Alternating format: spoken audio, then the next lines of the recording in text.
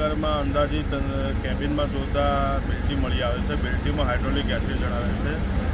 એમાં એવું માલુમ પડ્યું છે બરોડાથી કંઈક ભરીને આગળ જતી હતી. ડ્રાઈવર કોઈ અતોપતો છે નહીં, ચાવી બાવી અંદર મૂકી ગયો છે. હાઇડ્રોલિક એસિડનું લીકેજ હોવાથી અમારી ગાડી તાત્કાલિક મોડી રાત્રિના કોલ મળતા અહીંયા આવીને પાણીનો મારો ચલાવ્યો. હાઇડ્રોલિક એસિડનું જ્વલન વધારે હોવાથી ત્યાં પાણીનો મારો હાલ ચલાવી રહ્યા છે. સાહેબ, કોઈ જાનહાનિ છે આગળ? ના, કોઈ જાનહાનિ નહીં, પણ રસ્તામાં આવતા જોતા એક ટ્રકે ટેન્કરને ઠોકેલ છે. પાછળ એક્સિડન્ટ થવાના કારણે લીકેજ થયેલ છે એવું માલુમ પ્રાથમિક તબક્કે મળે છે. શુભ નામ અને હોદ્દો?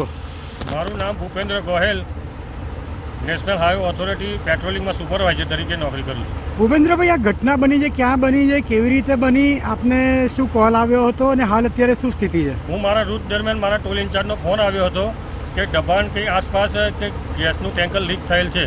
તો ત્યારબાદ અમે ત્યાં પહોંચ્યા પછી ડ્રાઈવરમાં ગાડી જોયું ટેન્કર આગળ, તો લીકેજ હતું. લીકેજ જે નડિયાદ નગરપાલિકા ફાયર બ્રિગેડ ત્યાં આવી ગયેલી હતી. સ્થાનિક પોલીસને જાણ થઈ ગયેલી હતી.